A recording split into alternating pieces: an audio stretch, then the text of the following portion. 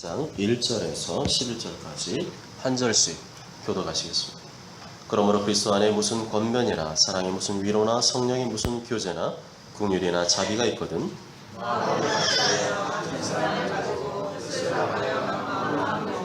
아무 일이든지 다툼이나 허영으로 하지 말고 오직 겸손한 마음으로 각각 자기보다 남을 낮게 여기고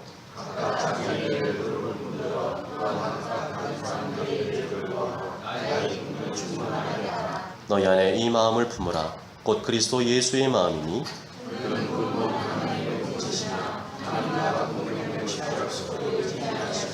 오히려 자기를 비워 종의 형체를 가지사 사람들과 같이 되셨고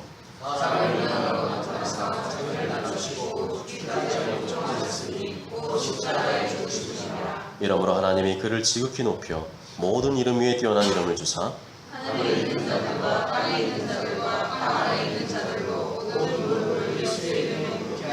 나같이요 모든 입으로 예수 그리스도를 주라 시인하여 하나님 아버지께 영광을 돌리게 하셨느니라. 아멘. 할렐루야. 예수님의 성품을 닮아가는 그리스도인이라는 제목으로 하는 말씀을 증거하겠습니다. 예수 그리스도의 피로 죄 씻음 받은 그리스도인들은 행복한 사람들입니다. 세상에서 어떤 직업과 지위를 갖고 있고 얼마나 많은 돈과 재산을 갖고 있고 얼마나 출세하고 성공했느냐와 상관없이 우리는 행복한 사람들입니다.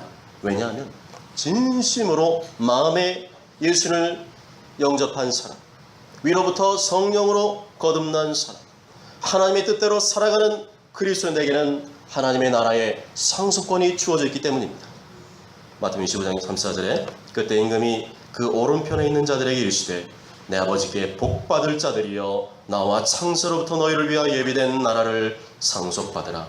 야고보서 2장 5절에 내 사랑하는 형제들아 들을지어다. 하나님이 세상에서 가난한 자를 택하사 믿음에 부유하게 하시고 또 자기를 사랑하는 자들에게 약속하신 나라를 상속으로 받게 하지 아니하셨느냐. 내가 하나님을 위해 한 것이 아무것도 없는데 나를 무조건적으로 사랑하셔서 나에게 값없이 믿음을 선물로 주시고 하나님의 자녀가 되게 하시고 하나님 나라의 상속권 곧 하늘의 장자권을 주셨다는 것입니다. 이것만 생각하면 자다가 벌떡 일어나도 감사하고 찬양할 제목이 되는 줄 믿습니다. 이것이 내 인생의 가장 획기적이고 놀랍고 신비로운 일로 여겨져야 됩니다. 이것이 확실히 될 때 나는 언제나 행복한 그리스도인이 될 수가 있습니다. 만일 이것이 없는 사람, 이것이 안 되는 사람은 아직까지 구원받지 못한 사람일 수 있습니다. 마음으로 활짝 열고 나의 모든 죄를 위해 십자가에 피 흘려 죽으신 예수님을 받아들이십시오. 나를 사랑하사 나 대신 모든 저주와 심판을 받아주신 예수님을 받아들이십시오. 이것만이 영생 얻는 길이요 하나님 나라의 장자권을 취하는 길이요 언제나 행복을 누릴 수 있는 비결인 줄 믿습니다. 예수께서 이르시되 내가 곧 길이요 진리요 생명이니 나로 말미암지 않고는 아버지께로 올 자가 없느니라. 이것이 우리에게 주실 원하는 하나님 아버지의 첫 번째 행복입니다. 이 땅에서는 그리스도인들도 세상적인 기준으로 좀 부족하게 살 수 있습니다. 별반 내세울 것이 없는 그런 삶을 살 수가 있습니다. 그렇다고 그것 때문에 내 인생이 불행하다고 여겨서는 안 됩니다. 그러한 부족함과 결핍 때문에 오히려 더 주를 의지하며 더 기도할 수 있게 된 것에 대해서 감사할 수 있어야 됩니다. 만일 하나님께서 나에게 다른 사람보다 세상적으로 많은 것을 주셨다면 그것은 나를 위한 것이기도 하지만 세상 사람들, 믿지 않는 사람들을 위한 것이기도 합니다. 무슨 말이냐면 그런 육신의 복을 통해서 불신자들에게 하나님의 살아계심을 증거할 수 있고 예수님 십자가 사랑을 나누고 베푸는 삶을 통하여 그들에게 축복의 통로가 될 수 있다는 것입니다. 그렇지만 그것이 믿음 안에서 교회 안에서 첫 번째 자랑거리가 되어서는 안 됩니다. 언제나 우리의 첫 번째 자랑거리는 우리를 주에서 구원하신 예수 그리스도인 줄 믿습니다. 우리의 영원한 생명과 영원한 나를 상속해 주신 장자권인 줄 믿습니다. 이것이 분명해야 합니다. 이것이 분명하지 않으면 나는 세상의 욕심과 욕망을 쫓아갈 수밖에 없습니다. 이것이 분명하지 않기 때문에 내가 지금 세상의 욕심과 욕망에 끌려가고 있습니다. 마귀의 속임수에 걸려든 겁니다. 예수님 믿기는 하지만 내가 믿는 방식이 따로 있다거나 예수님 믿기는 하지만 나는 그다지 별로 변화되고 싶은 생각이 없다면 그 사람은 아직 거듭난 그리스도인이 아닐 것입니다. 성경은 그런 사람을 가리켜서 그리스도인이라고 부르지 않습니다. 그리스도인이란 믿는 사람들끼리 지어낸 말이 아니라 안 믿는 사람들, 믿지 않는 사람들이 지어준 별칭입니다. 사도행전 11장 26절에 둘이 교회에 1년간 모여있어 큰 무리를 가르쳤고 제자들이 안디옥에서 비로소 그리스도인이라 일컬음을 받게 되었더라. 여기서 말하는 두 사람은 바나바와 바울을 말합니다. 바나바와 바울이 안디옥에서 1년간 하나님 말씀을 열심히 가르쳤습니다. 그런데 열심히 가르치는 사람도 중요하지만 그 말씀 받는 사람이 더 중요합니다. 그 말씀을 열심히 배우며 따랐던 결과 안 믿는 사람들이 그들의 변화된 모습을 보고 니들은 그리스도인이구나 라고 불렀다는 겁니다. 그리스도인이라는 말은 그리스도에게 속한 사람, 그리스도를 따르는 사람이라는 뜻이 있습니다. 쉽게 말하면 그리스도에 푹 빠졌다, 그리스도에 완전히 미쳤다는 뜻입니다. 그 결과 새로운 사람이 되었다는 것이죠. 여러분도 예수 그리스도에 푹 빠지시기 바랍니다. 예수 그리스도에 미치시기 바랍니다. 안 미치면 변화가 안 일어납니다. 예수 그리스도에 확실히 미쳐야 내 삶에 변화가 일어나기 시작합니다. 예수에 푹 빠져야 주님과 하나님 나라의 목숨을 건 주님이 원하시는 하나님의 군대로 설 수가 있습니다. 그런데 그들 스스로 그리스도인이라 부른 것이 아니라 믿지 않는 사람들이 변화된 모습을 보고 그렇게 평가했다는 것에 주목해야 합니다. 우리나라로 치면 예전에 교회 다니는 사람을 가르쳐서 예수에 미쳤다는 거예요. 맨날 입에서 예수. 전부 다 예수. 예수밖에 모르는 바보 천치, 그래서 예수장이라고 불렀던 것입니다. 그렇다면 그리스도인이라는 말은 단순히 예수님 믿는 사람을 의미하는 것이 아님을 알 수 있습니다. 예수님 믿을 뿐만 아니라 예수님을 따르는 사람, 예수님처럼 사는 사람을 의미합니다. 그들의 모습을 보니까 마치 예수님과 판박이라는 겁니다. 이 사람 예수님 믿는다는 것은 단순히 지적인 동의, 행함 없는 믿음을 의미하지 않습니다. 조선 왕조 때 이순신 장군이 존재했음을 믿습니다. 이순신 장군이 거북선으로 왜군을 물쳤음을 믿습니다.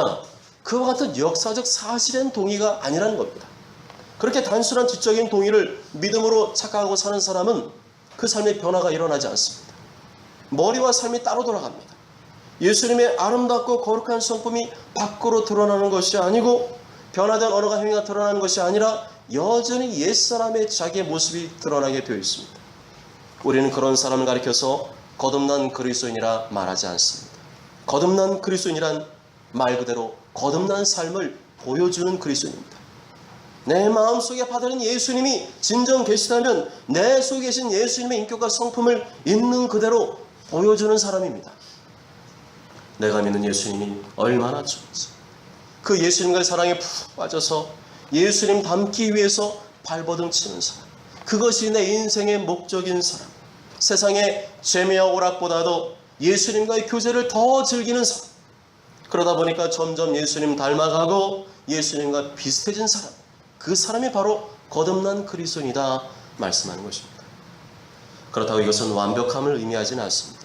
죽을 때까지 예수님 모습을 완벽하게 재현할 수 있는 사람은 아무도 없습니다. 그렇게 할 수 있는 사람도 없고 그렇게 할 수 있다고 말하는 사람은 스스로를 속이고 거짓말하는 것입니다. 예수님처럼 완벽하게 살기 위해서는 반드시 그 속에 죄성이 전혀 없어야 되는데 그런 사람 이 세상에 아무도 존재하지 않기 때문입니다. 요한일서 1장 8절 10절에 만약 우리가 죄가 없다고 말하면 스스로 속이고 또 진리가 우리 속에 있지 아니할 것이요 만약 우리가 범죄하지 아니하였다 하면 하나님을 거짓말하는 이로 만드는 것이니 또한 그의 말씀이 우리 속에 있지 아니하리라. 이렇게 예수님 믿고 변화된다는 것, 예수님 믿고 거룩해진다는 것, 그리스도인답게 산다는 것은 하루아침에 이루어지는 것이 아닙니다. 인생의 전 여정을 두고 지속적으로 변화되는 전체의 과정을 말합니다. 그런데 문제는 시간이 흘러도 안 변하는 사람이 있을 수 있습니다. 혹시 여러분은 야, 너는 교회를 다니기 전이나 후나 똑같다, 너는 시간이 흘러도 별반 차이가 없는 것 같다, 이런 소리를 들어보신 적이 있습니까? 그런 표현은 너는 그리스도인이 아닌 것 같다는 완곡한 표현입니다. 그냥 웃고 넘길 문제가 아니라는 거죠. 내 안에 예수님이 계시다면 내 속에 계신 예수님이 반사되어서 그 삶으로 보여주는 것이 정상이기 때문입니다. 어쩌면 내가 믿는 믿음이 가짜일 수 있습니다. 단순히 예수님을 역사적으로 실존했던 인물, 그 가르침 너무 좋아 라고 동의하는 수준에 머무르는, 그저 예수님을 다른 종교의 신으로 모시는 종교적 수준에 머무르고 있을 수가 있습니다. 그런 믿음은 성경이 말하는 믿음이 아닙니다. 그런 믿음을 가리켜 거듭난 그리스도인이라고 말하지 않습니다. 성경을 모르는 사람은 너 다 교회 다니면 그리스도인이지, 성경 아는 사람은 그렇게 말할 수 없습니다. 그리고 이 문제는 구원과 관련된 문제이기 때문에 심각해져야 합니다. 하나님 나라의 상속권, 곧 하늘의 장자권과 관련된 문제이기 때문에 심각해져야 합니다. 모든 만세를 제쳐두고 니고데모처럼 심각하게 고민하며 하나님 앞에 엎드려 기도해야 될 문제입니다. 우리는 스스로 자문해 봐야 합니다. 내가 정말로 예수님을 믿는 사람입니다. 나는 머리로만 예수님을 믿는 사람은 아닙니다.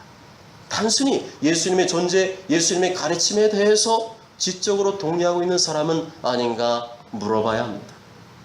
거듭나지 않은 상태여도 얼마든지 교회에서 봉사하고 일하고 예배에 참석할 수 있습니다. 그러나 말씀이 들어가지 않고 말씀이 들리지 않고 기도하는 일이 세상 그 무엇보다 너무나 힘들다면, 그렇게 살아도 내 마음에 어떤 양심의 가책도 느껴지지 않는다면 나는 거듭나지 못한 그리스도인일 수 있습니다.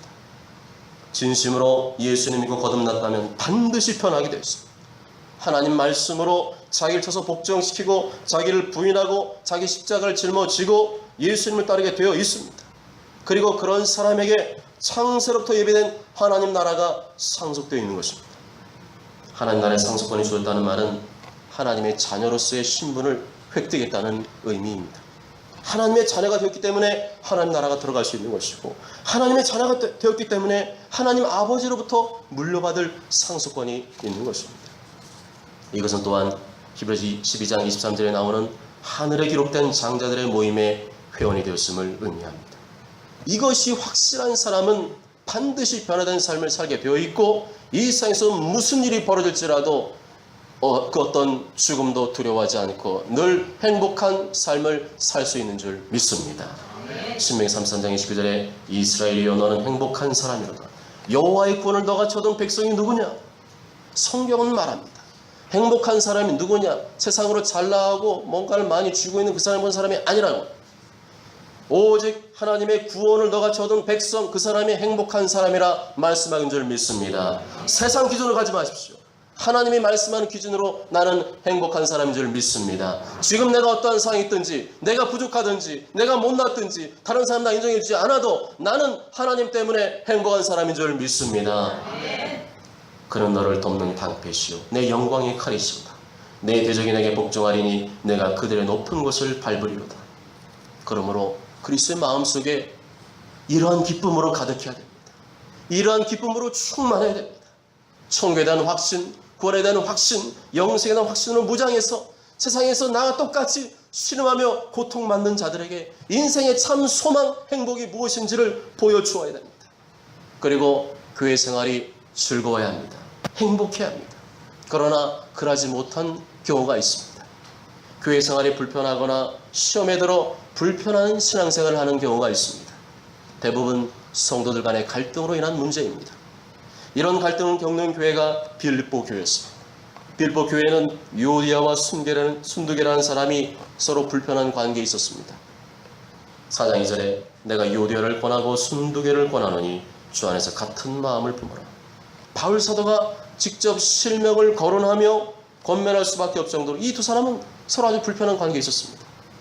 한편 이들은 교회에서 아주 중요한 일을 맡고 있는 여성도들이었습니다. 이들의 교회에서 중요한 위치에 있었기 때문에 이 두 사람의 불안은 교회를 둘로 나뉘게 하는 원인이 되었습니다. 그런 그들을 생각하며 바울 사도가 빌립보서를 기록했습니다. 그래서 바울 사도는 이 빌립보서에서 유난히 한 마음을 품을 것을, 같은 마음 품을 것을 계속해서 강조하고 있습니다. 빌립보서 1장 27절에 오직 너희는 그리스도의 복음에 합당하게 생활하라. 이는 내가 너에게 가보나 떠나 있으나 너희가 한 마음으로 서서 한 뜻으로 복음의 신앙을 위하여 협력하는 것과, 우리는 죄인이기 때문에 온전히 한 마음을 이루는 것이 쉽지 않습니다. 그렇지만 적어도 한 마음을 이루기 위한 시도와 노력, 기도를 중단해서는 안 됩니다. 만일 그런 마음도 없다면 그 사람은 복음에 합당하지 않은 사람입니다. 그럼에도 만일 지속적으로 하나 되려고 노력하지 않고 그런 삶을 회개하고 돌이키지 않는다면 그 사람이 과연 예수 그리스도의 피로 죄 사함 받은 하나님의 자녀일까 의심해 볼 수 있습니다. 왜냐하면 우리 마음속에서는 성령님께서 성도가 서로 한마음 되도록 우리 내면의 양심을 통해서 성경 말씀을 통해서 촉구하고 계시기 때문입니다. 그래서 2장 2절에 마음을 같이하여 같은 사랑을 가지고 뜻을 합하며 한 마음을 품어 14절에 모든 일을 원망과 시기가 없이 하라. 지금 이 시간에 하나님께서는 성경을 통해 말씀하고 계십니다. 그렇게 하라는 겁니다. 그러면 성도가 서로 한 마음을 품는 방법은 무엇일까요? 내가 남보다 높아지려는 마음을 버려야 됩니다. 내가 남보다 높아지려는 다툼이나 허영심을 버려야 됩니다. 성경에서 정해놓은 교회의 질서와 권위 안에서 현재 나에게 주어진 그 위치에 만족하며 감사하며 겸손한 마음을 품어야 합니다. 3절에 아무 일이든지 다툼이나 허용을 하지 말고 오직 겸손한 마음으로 각각 자기보다 남을 낮게 여기고. 그러면 겸손한 마음을 가진 사람이 누구냐? 자기보다 남을 낮게 여기는 사람, 자기보다 남을 높여주는 사람을 말합니다. 교만한 사람은 다른 사람을 높여줄 수 없습니다. 칭찬에 인색한 사람, 그 사람이 교만한 사람입니다. 다른 사람을 낮게 여겨줄 수가 없습니다. 마태복음 20장에 예수께서 제자들을 불러다가 이르시되 이방인의 집권한 자들이 그들을 임의로 주관하고 그 고관들이 그들에게 권세를 부리는 줄을 너희가 알거니와 너희 중에 그렇지 않아야 하나니 너희 중에 누구든지 크고자 하는 자는 너희를 섬기는 자가 되고 너희 중에 으뜸이 되고자 하는 자는 너희의 종이 되어야 하리라. 인자한 것은 섬김을 받으려 함이 아니라 도리어 섬기려 하고 자기 목숨을 많은 사람의 대속물로 주려 함이니라. 그런데 이렇게 겸손하게 다른 사람을 높여주며 섬김의 삶을 살려면 근본적으로 이 마음을 품어야 된다고 말씀합니다. 5절에 너희 안에 이 마음을 품어라. 곧 그리스도 예수의 마음입니다. 예수 그리스도의 마음을 품은 사람만이 겸손할 수 있다는 겁니다. 다른 사람이 너는 겸손해 말해줘도 예수님의 마음을 품지 않고 있다면 그 사람은 겸손한 게 아니라는 겁니다. 만일에 우리 주변에 겸손하지 못한 사람이 있다면 그 사람은 반드시 그 마음속에 예수님 마음을 품지 못한 사람입니다. 그 속에 예수님이 안 계신 겁니다. 마음속에 예수님을 제껴두고 자기 생각, 자기 판단, 자기 감정, 세속적 가치관을 붙들고 있는 것입니다. 신앙의 표준의 유일한 법칙인 하나님의 말씀과 십자가에서 나의 죄를 용서해 피를 주신 예수님 마음을 품으시기 바랍니다. 그리할 때 내가 겸손한 사람이 됩니다. 이 마음 품지 못하면 내가 노력한다고 각오한다고 되는 게 아닙니다. 그래서 예수의 마음이란 예수님의 성품이라고도 할 수 있습니다. 예수님 마음을 가지고 살면 삶의 태도가 변하게 됩니다. 생각이 바뀌고 말이 바뀌고 태도가 바뀌게 되어 있습니다. 이러한 변화가 없다면 그 사람은 그리스도인이 아닌 거죠. 예수님 마음을 가진 사람은 교만할 수 없습니다. 교만하지 않은 마음을 품고 살기 때문에 상대방을 높여주는 게 쉽고 상대방을 칭찬해주는 게 쉽고 상대방을 낚여주는 게 쉽습니다. 예수님 마음을 가지지 못했기 때문에 예수님이 나에게 짊어진 멍에가 너무 무겁게 느껴지죠. 그렇지만 예수님처럼 겸손한 마음, 온유한 마음을 품고 십자가를 짊어지면 너무나 쉽습니다. 예수님 마음을 가진 사람은 교만할 수 없습니다. 교만하지 않은 마음 품고 살기 때문에 상대방을 낮게 여겨주며 존중해 줄 수 있습니다. 그리스도의 바로 건강한 신앙이란 앞서 말씀드린 대로 외적인 삶의 태도를 통해 드러납니다. 내 안에 있는 성품이 밖으로 표출되는 것입니다. 누가 아무리 저 사람 믿음 좋다고 해도 누가 아무리 탁월한 은사와 능력이 있다고 해도 겉으로 드러난 삶의 태도가 아름답지 못하다면 그 사람의 신앙은 결코 좋은 신앙이 아닙니다. 성품이 중요합니다. 성품을 통해 예수님의 마음을 알 수 있습니다. 성품을 통해 예수님이 어떠한 분이신지를 보여줄 수 있습니다.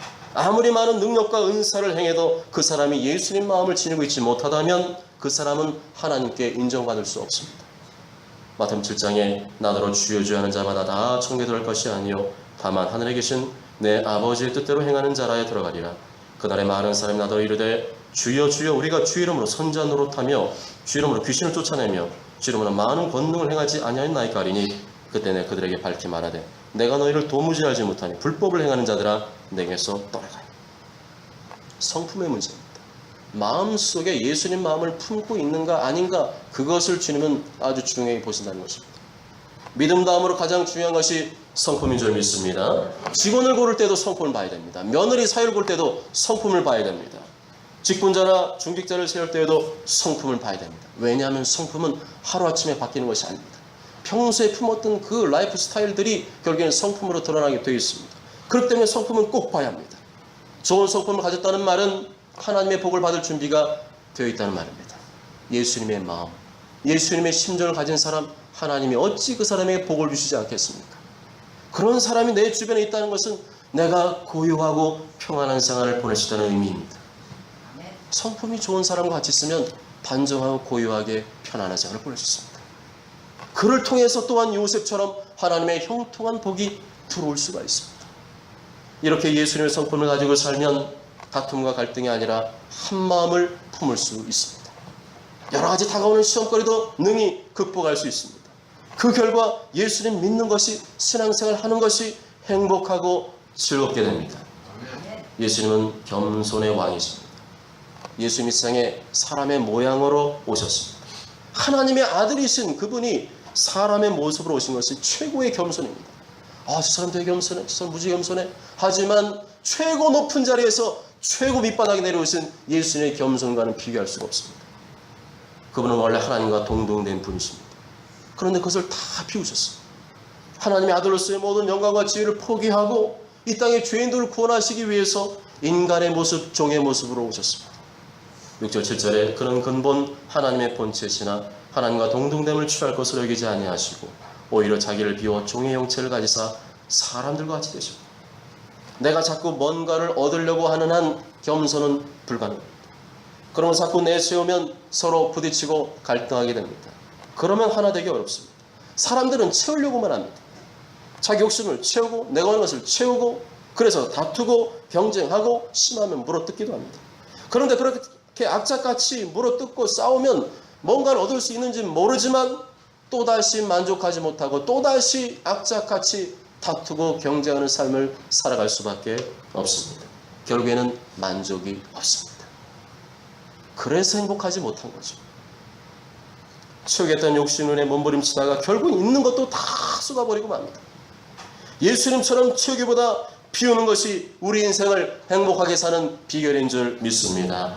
채우면 무겁습니다.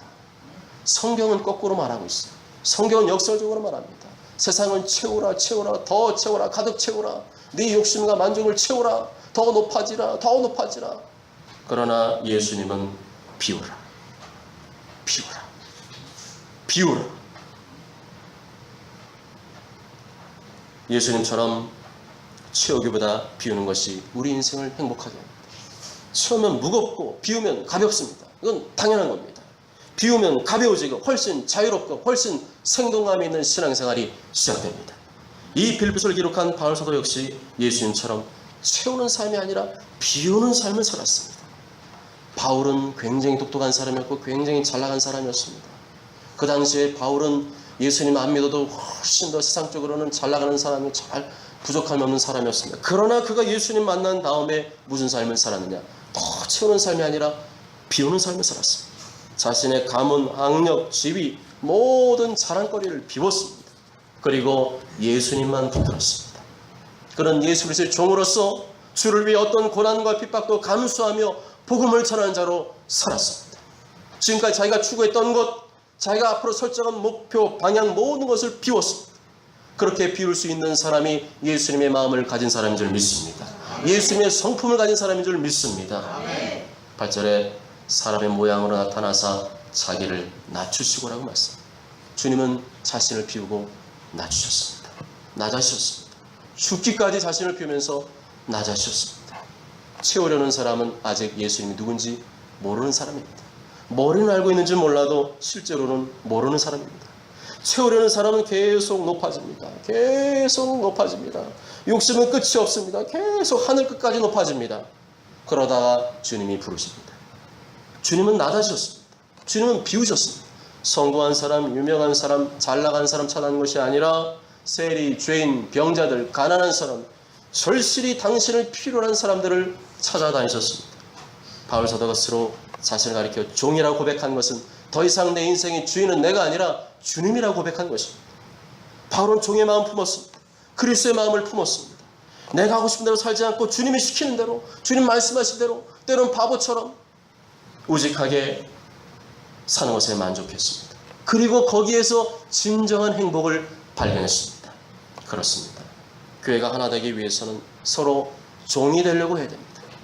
누가 알아서 대접해주고 높여주는 것이야 하나님 나에게 주는 복이죠. 그렇지만 그게 내가 일부러 대접받으려고, 내가 일부러 높아지려고 하는 것은 교만한 마음일 뿐 결코 예수님의 마음이 아닙니다. 여기서 우리는 죄가 무엇인지를 발견할 수 있습니다. 하나님 말씀이 아니라, 예수님 마음이 아니라 내 생각대로, 내 마음대로 사는 겁니다. 내 욕심대로 사는 것, 내가 하고 싶은 대로 사는 것, 그것이 성경이 말하는 불순종이요 죄라는 것입니다. 10절에 하늘에 있는 자들과 땅에 있는 자들과 땅 아래 있는 자들로 모든 무릎을 예수 이름 앞에 꿇게 하시고, 예수님 마음, 종의 마음으로 살아가면 손해를 볼 것 같지만 전혀 그렇지 않다는 겁니다. 겸손한 사람은 때가 되면 하나님께서 은혜를 주시고 높여준 줄 믿습니다. 그래서 남들보다 느린 것 같지만 훨씬 빠르게 하고, 남들보다 그저 바보 같지만 나중에 부작용 없이 성공할 수 있습니다. 내가 악자까지 달려들어서 높아지려고 하면 이상하게 더 낮아지고 더 많은 부작용을 일으킬 수밖에 없습니다. 내가 높아지려 한다고 해서 높아지는 게 아닙니다. 그것은 예전에 예수님 믿기 전의 생각이죠. 하나님이 없으니까 내가 노력하고 내가 다 해야 되잖아요. 그렇지만 예수님 마음속에 받아들인 사람은 거꾸로 갑니다. 높아지려는 것이 아니라 낮아집니다. 낮아졌을 때 하나님께서 채우시는 그 은혜를 경험합니다. 내가 높아지려고 해서 잠시는 높아질 수 있겠죠. 그렇지만 얼마 지나지 않아 나의 더러운 모습, 나의 추악한 모습들이 드러날 것이고, 하나님께서 그를 낮추시고 하나님의 말씀이 실제임을 보여줄 것입니다. 로마 14장 11절에 무릇 자기를 높이는 자는 낮아지고 자기를 낮추는 자는 높아지리라. 하나님이 모르시는 것 같지만 다 아십니다.